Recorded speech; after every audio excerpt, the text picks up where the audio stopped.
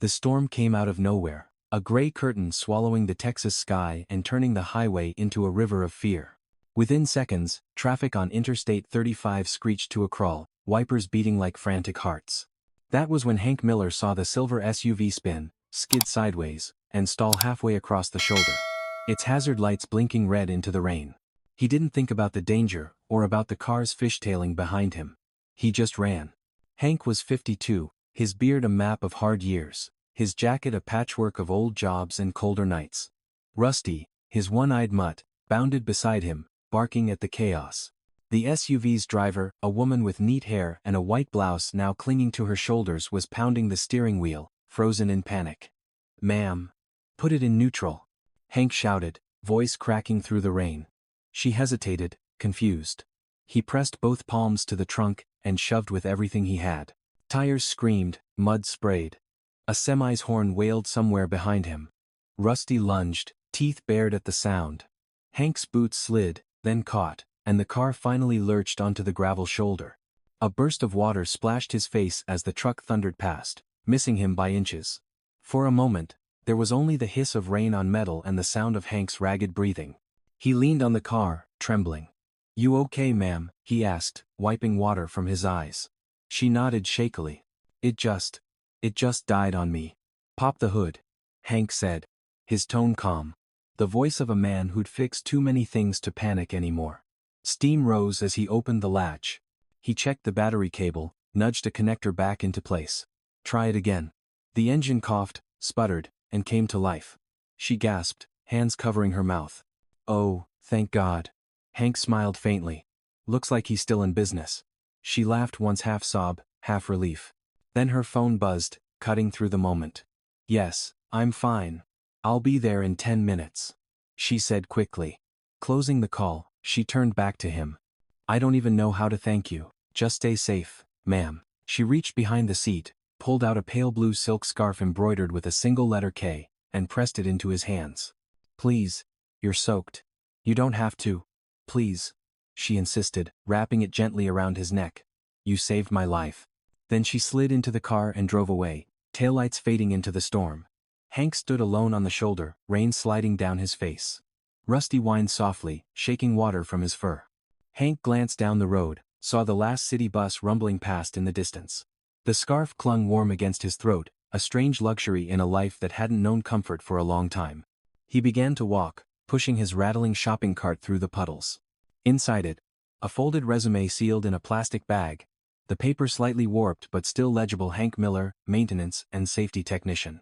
He'd printed it at the public library that morning, using his last dollar for ink. The community job fair at Austin Civic Hall ended at 5. His cheap wristwatch said 4:43. He'd never make it in time. Rusty trotted beside him, tail wagging, as if to say it didn't matter. "Guess we'll try again tomorrow," Hank murmured. His voice was steady, not bitter. Just tired.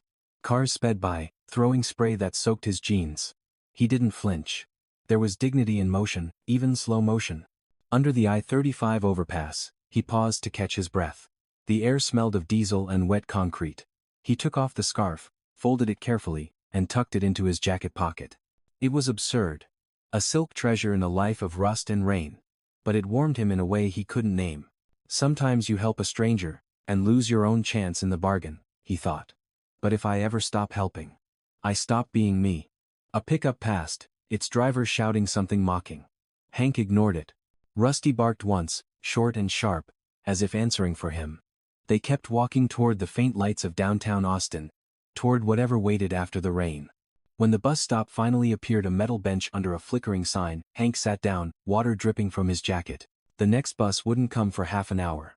Across the street, a diner's neon sign buzzed in the wet air. He could almost smell the coffee, bitter and rich. Rusty rested his head on Hank's knee, one good eye watching every passing car.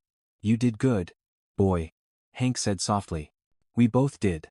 He looked at the puddles reflecting the storm, at the way each passing headlight bent into them like small, temporary stars. Maybe, somewhere up ahead, the woman in the silver SUV was telling someone about the stranger who'd appeared out of nowhere. Maybe not. The world rarely told the stories that mattered most. But Hank felt something shift inside him, a quiet pride. The kind that didn't need applause. He pulled the scarf from his pocket, pressed it against his face. It smelled faintly of lilac and clean linen, a scent that didn't belong to the streets. He smiled.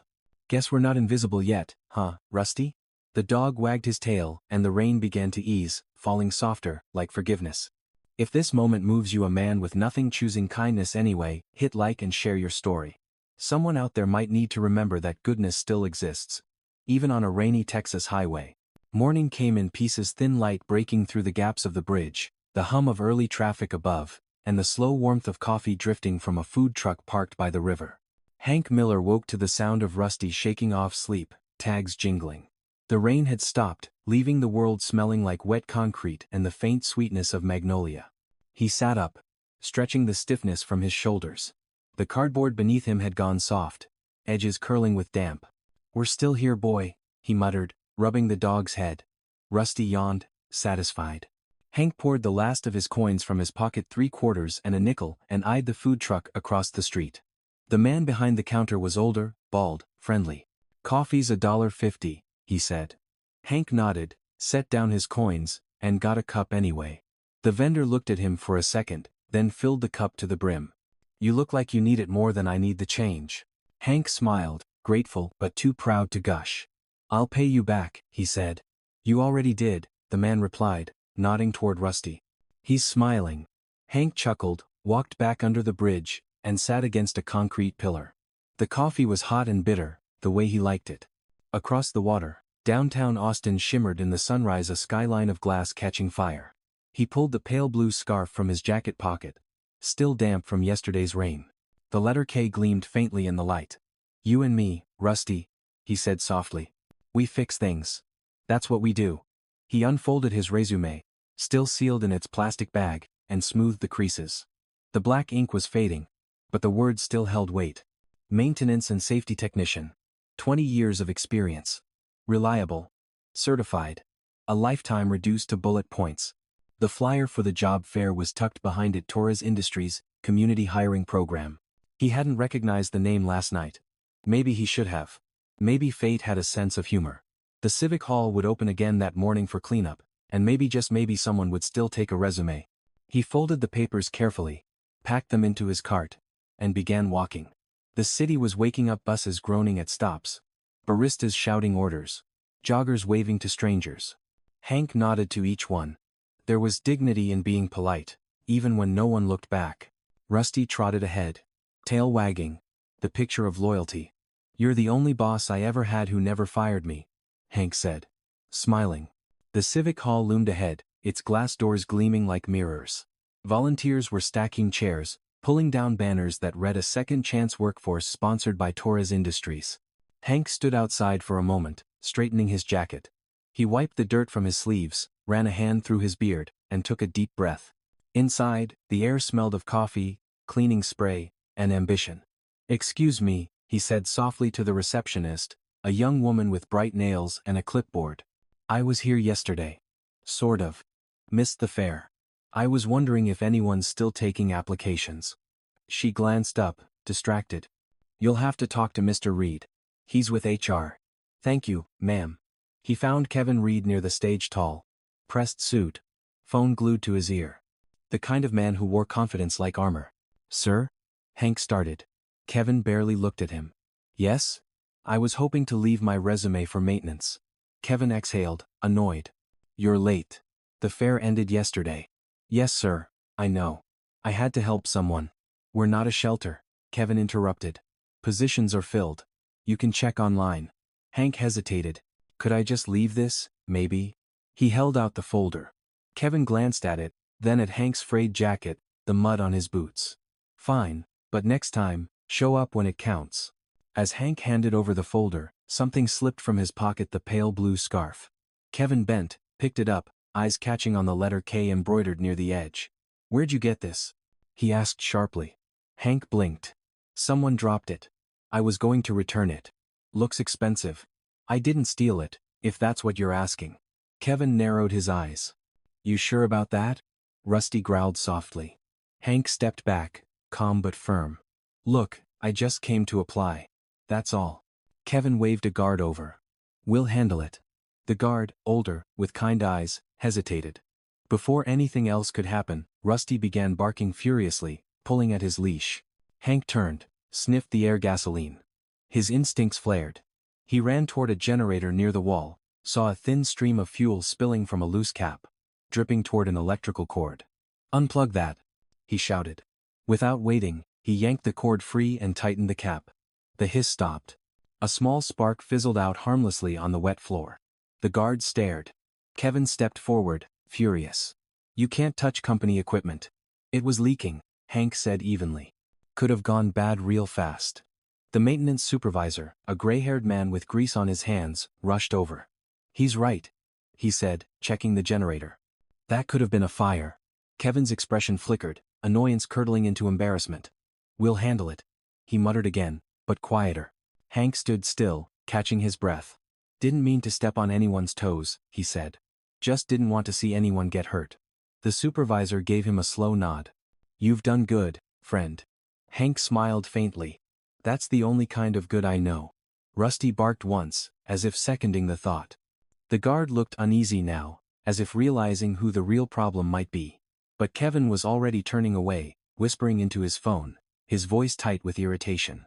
Hank watched him go, feeling the old ache of being dismissed. "Come on, boy," he said softly. "We've done our part." He started toward the door, pushing the cart again, scarf tucked safe in his pocket.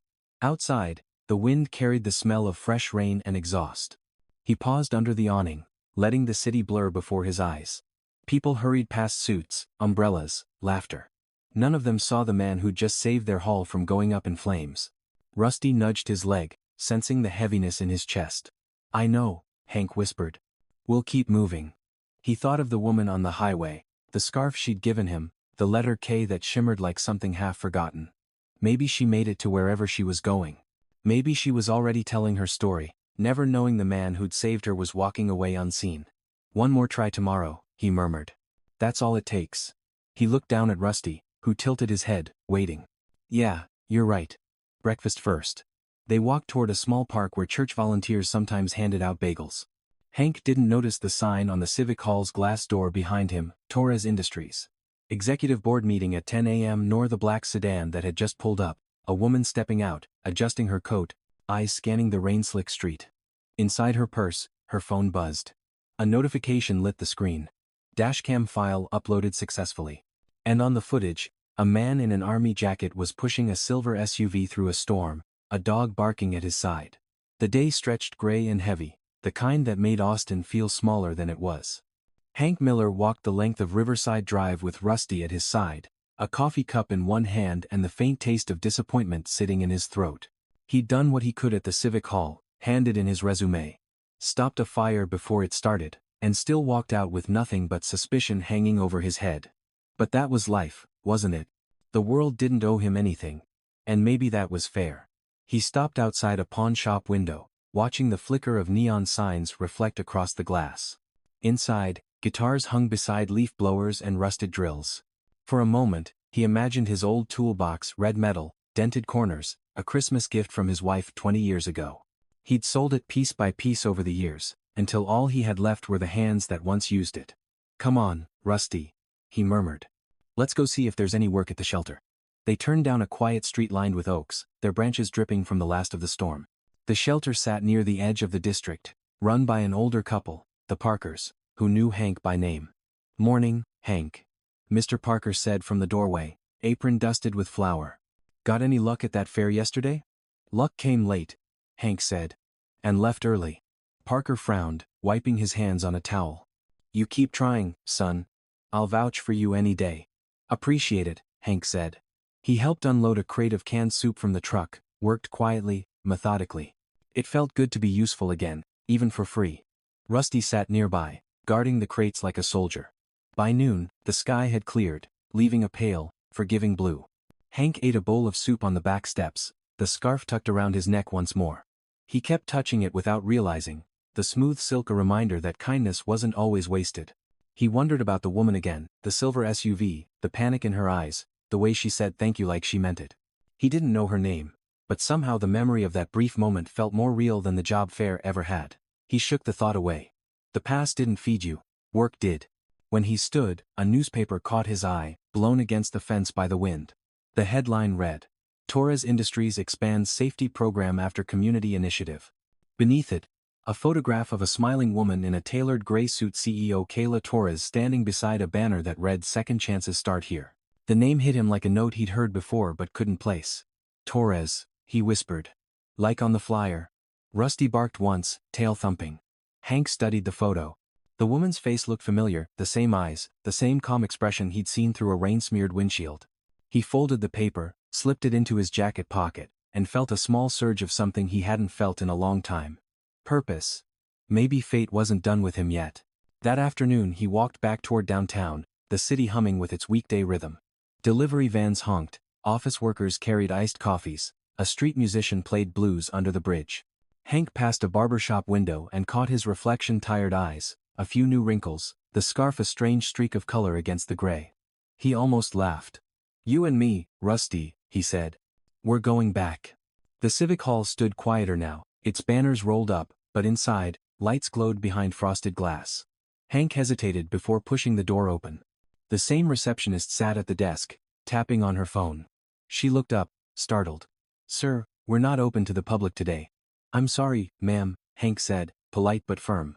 I think there's something I need to clear up. The girl frowned, uncertain. Mr. Reed is upstairs if you have a complaint. That's the man, Hank said. Thank you. He took the stairs slowly, Rusty padding silently behind him. The carpet muffled their steps, the air heavy with the scent of lemon polish. On the second floor, a door stood half open, voices echoing from inside. Hank stopped just short of the threshold. Kevin Reed's voice came through, smooth and confident. Yes, Miss Torres, everything went perfectly. The job fair was a success. Even handled a small safety issue before it got out of control. Hank froze. That voice, that tone, it was the sound of someone stealing credit they didn't earn. Inside the room, Kayla Torres sat at a long conference table, her profile lit by morning sun through tall windows. She listened, nodding politely, though her expression was unreadable. That's impressive, Mr. Reed, she said. A safety issue, you said? A faulty generator, Kevin replied. Could have caused a fire. But I caught it in time. I see. She folded her hands. And the homeless man you reported for trespassing? Troublemaker, Kevin said smoothly. He claimed to be fixing it. But you know how these people are. Best to keep security tight. Hank's chest tightened. He didn't move, didn't breathe. Rusty looked up at him, tail still. Then Kayla spoke again, quieter. I see. Thank you, Mr. Reed. That will be all. Kevin's shoes clicked against the floor as he left the room, the scent of cologne trailing behind. Hank ducked behind a corner, heart pounding. When the door closed, Kayla sat alone for a moment, tapping her pen against the table. Then she reached into her bag and pulled out her phone. The faint sound of a video began to play, the whine of wind, the roar of rain, the image of a silver SUV tilting on a highway. Her own voice came through faintly. Try the ignition again. A man in an army jacket appeared, his face half hidden by rain, a dog barking beside him.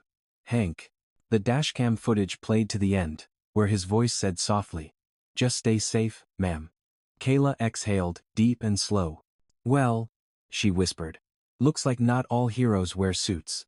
She paused the video and stared at the screen for a long moment. Then she pressed another button and spoke into the phone. Elaine, please have security find that man's name. The one from yesterday's incident. And tell Mr. Reed I'll be reviewing his report personally. Hank stepped back, mind spinning. He hadn't expected this, not the acknowledgement, not even the faint possibility of being seen.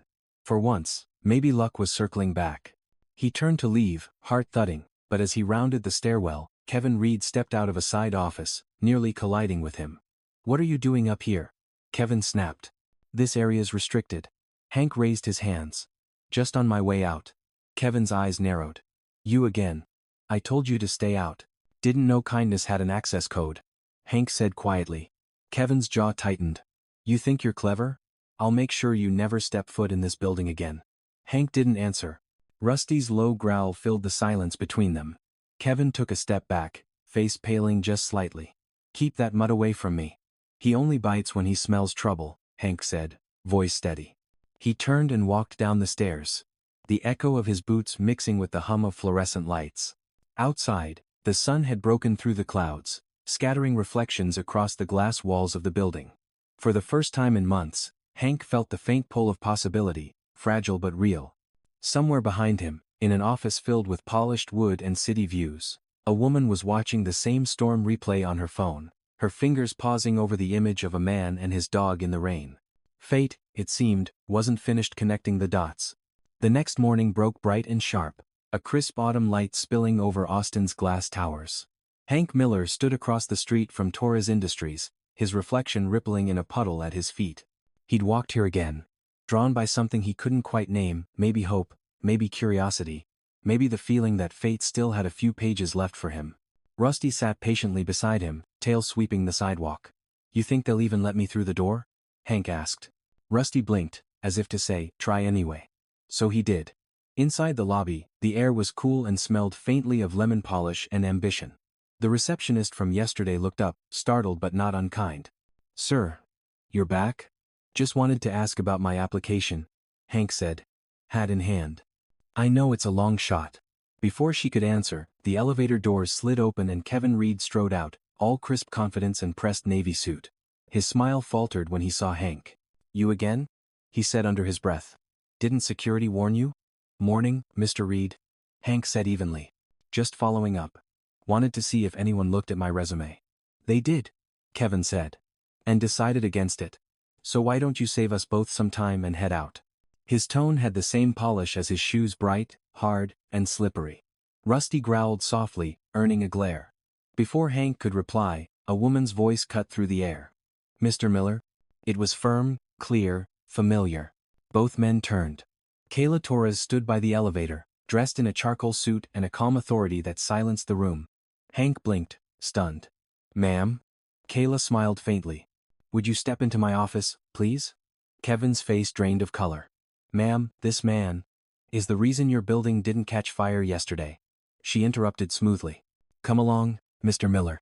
She turned without waiting for a response. Hank followed, his heart thudding as the elevator doors closed behind them. Her office on the top floor was full of light floor-to-ceiling windows overlooking the city, books lining one wall, a coffee pot steaming quietly in the corner. She motioned to a chair. "Sit down, Mr. Miller. And please, call me Kayla." He hesitated. "Thank you, ma'am Kayla." She studied him for a long moment, then spoke softly. "I watched the dashcam footage from my car." Hank froze. "Your car?" "The silver SUV," she said, a small smile touching her lips. "That was me on the highway." Silence filled the room like air after lightning. Hank's breath caught. "You?" She nodded. "You saved me, and then I drove away without even learning your name. I owe you an apology." Hank shook his head. "You don't owe me anything. You made it home safe, that's enough." Kayla leaned back. "Still, I like things to be right. I also learned you prevented a fire in this very building yesterday. That's 2 lives in 1 week, Mr. Miller." He chuckled softly, embarrassed. "Guess I'm just good at being in the wrong place at the right time." Kayla laughed, genuine and warm. "Maybe so. But integrity isn't about timing, it's about instinct. You acted without reward. Twice. That's something I value." She reached for a file on her desk. "You applied for maintenance and safety, correct?" Hank hesitated. "Yes, ma'am. I know I don't look like much on paper these days." "You look like someone who understands responsibility," she said, handing him the file. "But before I make any decisions, I need the truth. Did Kevin Reed tell you to leave yesterday?" "He did," Hank said quietly. "He also told security I'd stolen your scarf." Kayla's brows rose. "My scarf?" She stood, walked to a drawer, and pulled out a photo from her desk, her and her late husband at a company event years ago. Around her neck, the same pale, blue scarf fluttered in the breeze. "That scarf was a gift," she said softly. "And you were wearing it when you pushed my car to safety." She smiled then, slow and sure. "I think that says everything." Before Hank could reply, the office door opened abruptly. Kevin Reed stepped in, his confidence brittle. "Miss Torres, I didn't know you had a meeting." "You didn't need to know," she said calmly. "Close the door, Kevin." He obeyed, unease flickering in his eyes. Kayla gestured to the chair opposite Hank. "Sit." The air tightened. Kevin sat stiffly, glancing between them. "I believe there's a misunderstanding," he started. "There is," Kayla agreed. "But not on my part." She clicked a button on her keyboard. The dashcam footage appeared on a large screen behind her desk, the rain, the spinning SUV, Hank pushing it to safety, Rusty barking in the downpour. Kevin's jaw slackened. "That's the truth," she finished. "Followed by your report from yesterday claiming credit for a fire prevention you didn't handle." Kevin's face paled. "Ma'am, you lied," Kayla said, voice steady as glass. "And you slandered a man who risked his life for me. In my company, integrity isn't negotiable." She turned to Hank. "Mr. Miller, you saved lives, twice. How do you feel about joining us officially?" Hank blinked, stunned. "You mean, a job?" "Maintenance and safety lead," she said, smiling. "With housing support through our second chance program." He exhaled shakily. "Ma'am, I don't know what to say." "Say yes," she said gently. Kevin rose, face twisted with disbelief. "You can't be serious. You're replacing me with a vagrant?" Kayla's eyes hardened. "No, Kevin. I'm replacing you because you lack honor. Mr. Miller happens to have it in abundance." She stood, walking toward the window. "Effective immediately. You're suspended pending review." Kevin sputtered, searching for words, but none came. Rusty growled low, as if sealing the decision. Security appeared at the door, summoned quietly by Kayla's assistant. Kevin shot Hank a glare full of venom. "You'll regret this," he hissed. Hank met his gaze calmly. Already lived through worse. When the door closed behind him, silence returned, soft but powerful. Kayla looked at Hank. "You didn't just fix a car or stop a fire. You reminded me why I started this company. We build things that last. People like you last." He swallowed hard, emotion catching in his throat. "Thank you, Mom, for seeing me." She smiled. "Go home, Mr. Miller. Tomorrow, come back as part of the team." As he left the office, the scarf around his neck brushed against his collar, warm and light. Down in the lobby, the receptionist grinned. "Looks like things turned around, huh?" Hank nodded, dazed. "Guess they did." Outside, the city shimmered in late morning sun, the air fresh after yesterday's storm. Rusty bounded ahead, tail wagging wildly. Hank paused on the steps, staring at the skyline that once felt unreachable. "Looks like we're not invisible anymore, boy." Rusty barked as if agreeing. They walked toward the light, two silhouettes against the hum of Austin traffic. One man carrying nothing but the quiet satisfaction of having done the right thing, even when no one was watching. By the time the sun climbed high above the towers of Austin, Hank Miller was standing in front of a mirror he barely recognized. The reflection staring back at him wore clean denim, a crisp blue work shirt, and a company badge that read, Torres Industries, Facilities and Safety. His beard was trimmed, his eyes clearer than he'd seen them in years. The morning light cut through the window of his new apartment, a small, modest room above the company's transitional housing complex. Rusty lay sprawled on the floor, snoring softly on a donated blanket. Hank reached down, scratched behind the dog's ear, and smiled. "Looks like we made it, partner," he whispered. He poured himself a cup of coffee from the communal kitchen and walked out onto the balcony. Below, the city pulsed with weekday rhythm, buses grumbling, vendors shouting, a delivery truck honking twice before turning down Congress Avenue. Hank breathed it in the scent of exhaust and breakfast tacos. And for the first time in a long while, it felt like life was moving in the right direction. He adjusted the pale blue scarf around his neck, now cleaned and pressed, the letter K faint but still visible. His first day officially on payroll. Not bad for a man who'd once been invisible. At the Torres headquarters, Kayla greeted him in the lobby with a firm handshake. "Good morning, Hank," she said. "I hope the apartment is comfortable." "It's a palace," he replied with a grin. "Rusty thinks he's landed in heaven." "Then I'm glad," she said warmly. "There's someone I want you to meet before orientation." They took the elevator together, the soft hum filling the quiet space between them. Kayla studied him for a moment. "You know, my father used to say the measure of a man isn't in his fortune but in how quickly he acts when no one's watching." Hank nodded slowly. "My wife used to say something like that. She said a man's worth is in what he fixes, not what he breaks." "Smart woman," Kayla said softly. "You'd have liked her." When the doors opened, the maintenance floor stretched wide, a maze of tool racks, generators, and the faint buzz of fluorescent lights. Men and women in gray uniforms looked up curiously as Kayla walked in with Hank at her side. "Everyone," she announced, "this is Mr. Hank Miller. He's our new facilities and safety lead. If you ever want to know what integrity looks like, this is it." Applause rippled across the room. Hank blushed under the attention, scratching his beard. I just fix things, he said modestly. And that's exactly why we need you, Kayla replied. She handed him a company badge and a tablet. Welcome aboard. As she left, Hank looked around the room's shiny tools, neatly labeled drawers, the smell of oil and metal. It felt familiar, like muscle memory waking up after a long sleep. He rolled up his sleeves and got to work.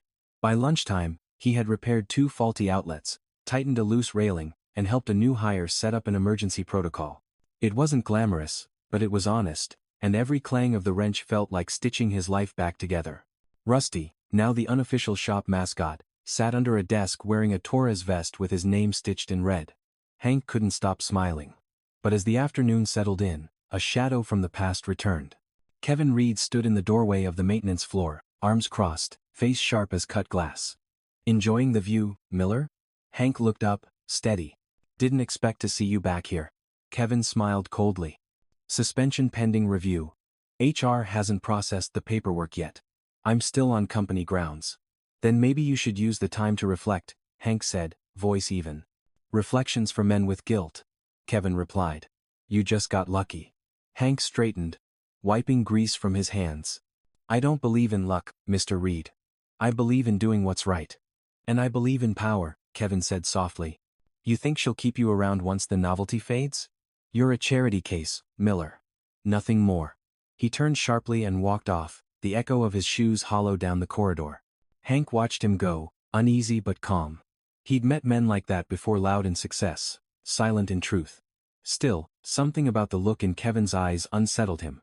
That night, as Hank locked up the workshop, he caught movement near the security desk, a figure slipping through the hallway toward Kayla's office. Rusty growled, ears pricking up. Hank frowned. Stay here, he whispered, and moved quietly toward the corridor. The building was dim now, most lights off, except the faint glow from the emergency strips along the floor. He turned a corner and saw Kevin standing by Kayla's door, fingers working at the lock. Mr. Reed? Hank's voice carried steady through the silence. Kevin froze. Then turned slowly, forcing a smile. Miller. Didn't expect company. You're not supposed to be here, Hank said. Company policy. Kevin's expression hardened. Policy didn't save me from humiliation. You did that yourself. Kevin laughed bitterly. You really think you're some hero? She'll forget you in a month. Maybe, Hank said. But I'll still sleep at night. Kevin stepped closer, face tense. You don't belong here. You never will. Hank stood his ground. Neither do men who lie. The air thickened, the hum of fluorescent light filling the space between them. Then Kevin lunged, not with fists, but with words sharp enough to cut. You think she sees you as an equal? You're just her redemption story. Rusty barked behind Hank, the sound slicing through the tension. Hank didn't move. Go home, Kevin. Before you lose more than your job. For a second, Kevin's jaw worked, rage twisting his features. Then he spun, shoving past him and storming down the corridor. The slam of the exit door echoed long after he was gone. Hank exhaled, shoulders heavy. Guess some folks don't know when to quit, he murmured. Rusty trotted up, leaning against his leg. Hank smiled faintly. Come on, boy. Time to head home. The next morning, Kayla called him into her office. I heard there was a disturbance last night, she said. Security mentioned you. Nothing much, Hank replied. Just a man realizing what he's lost. She nodded. Thank you for handling it quietly. I'd like you to oversee the new safety audit next week. We'll be expanding the Second Chance program. You'll lead the team. Hank blinked. Me? You, she said, smiling. Who better to make sure it's safe than someone who knows what danger feels like? He chuckled softly. Guess I can't argue with that. As he left her office, sunlight poured through the tall windows, catching the edges of the scarf around his neck. The letter K shimmered faintly, like a signature of fate. He paused, looking out over the city, the hum of traffic below, blending with the quiet rhythm of his heart. He'd been the man no one saw, the one who fixed what others broke and asked for nothing in return. Now, for the first time, the world was looking back, and not with pity, but respect. Come on, Rusty, he said, smiling. Looks like we've got work to do. The dog barked once, tail wagging. Together, they stepped into the light. The sound of morning echoing around them, a reminder that justice doesn't always wear a badge. Sometimes it just wears an old army jacket and a heart that refuses to quit. 2 weeks later, The city of Austin was caught between the tail end of summer and the first whisper of fall. The mornings came cool, the air carrying the faint scent of cedar and rain. From the rooftop terrace of Torres Industries, Hank Miller watched the sun rise over the skyline, the pale light spreading across the glass towers like forgiveness.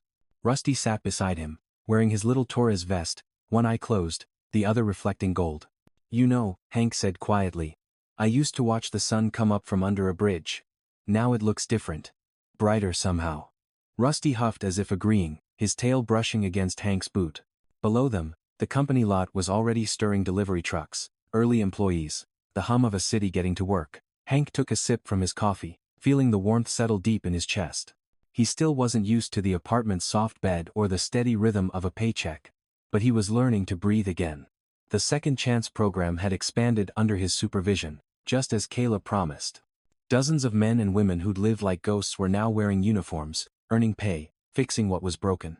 And every time he handed someone a new badge, Hank felt that quiet pride flicker to life. One afternoon, Kayla stopped by the maintenance floor, clipboard in hand, her eyes bright. "How's my favorite department?" "Running smooth," Hank said. "Few kinks in the ventilation, but nothing rusty and I can't handle." Kayla smiled, watching the dog wag his tail. "He's the best supervisor you've got." "Don't tell HR," Hank said with a grin. She hesitated, then her voice softened. "You know, my father started this company with men like you. He believed in the kind of work no one notices until it's gone." Hank nodded. "The quiet kind of good. I understand that. That's why I want to propose something," she said. "I've been thinking of creating a community outreach wing training at-risk workers in safety and maintenance. I'd like you to lead it." Hank's coffee nearly slipped from his hand. "Me? I just got this job. And you've already made it better," Kayla said gently. "You know what it means to start over. You'd be perfect." Hank looked down, emotion catching in his throat. "I'll need some time to think." "Take all you need," she said. Then added with a faint smile. "But something tells me you've already decided." When she left, Hank stood alone in the corridor for a long while. The idea scared him. Leadership wasn't something he'd ever chased. But maybe this was what second chances looked like. Not just survival, but purpose. The following days passed quickly. The building buzzed with new hires, new repairs, new laughter echoing through the once sterile halls. Even Kevin Reed's name had become little more than a rumor.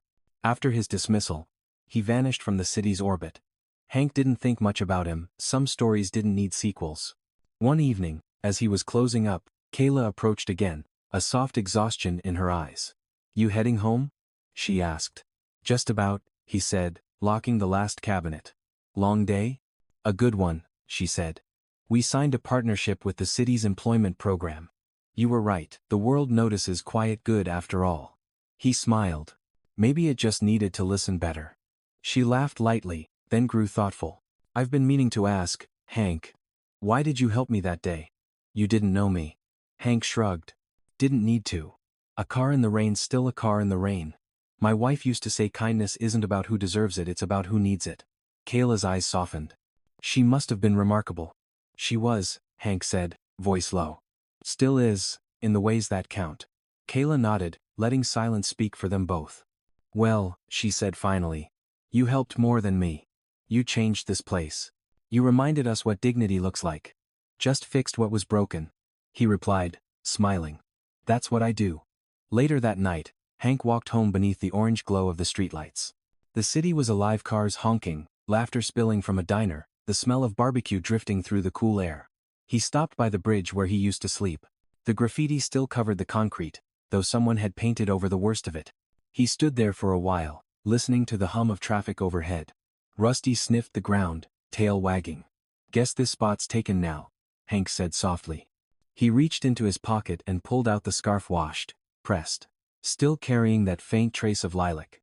He draped it over the railing, letting it flutter in the night breeze. "Thank you," he whispered, not just to the woman who'd given it, but to the life that had given him another shot. Rusty barked once, low and approving. "Come on, boy," Hank said. "We've got an early start tomorrow." The next morning dawned clear. The new training wing opened in a renovated section of the building. Sunlight pouring through tall windows. A banner hung above the entrance. "The Miller Program. Second Chances. First Steps." Hank stood by the door, stunned, as Kayla clapped a hand on his shoulder. "You earned it," she said. "Now pass it on." Workers filed in, some nervous, some eager, their faces reflecting stories not so different from his own. Hank took a deep breath and spoke to them. "This program isn't about where you've been. It's about where you're going. I've been on the streets. I've been ignored. I've been called useless. But every broken thing can be fixed if you're willing to get your hands dirty and your heart open. So let's get to work."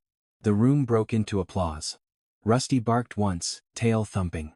For the first time, Hank didn't feel like a survivor. He felt like a man living again. That evening, after everyone left, he stood on the rooftop terrace once more. The city stretched out below, glowing gold in the setting sun. Kayla joined him, 2 mugs of coffee in hand. "To second chances," she said, raising hers.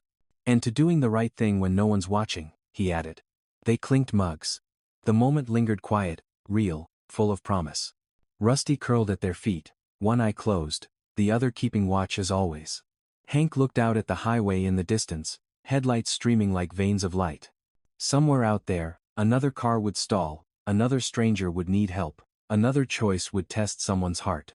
He smiled to himself, feeling the steady beat of hope beneath his ribs. "The world's not fair," he murmured. "But sometimes, fairness sneaks back in." Kayla glanced at him. "What was that?" "Just thinking out loud," he said. "About bridges, and storms, and how they don't look so scary once you've crossed them." She smiled. "You've come a long way, Mr. Miller." "And I'm not done walking," he said. The wind shifted, carrying the scent of rain again, light and distant. Rusty lifted his head, sniffed the air, and wagged his tail. Hank laughed softly. "Yeah, boy. Maybe it's our turn again." And as the first drops began to fall, soft and forgiving, Hank tilted his face to the sky, eyes open, heart steady, ready for whatever storm might come next.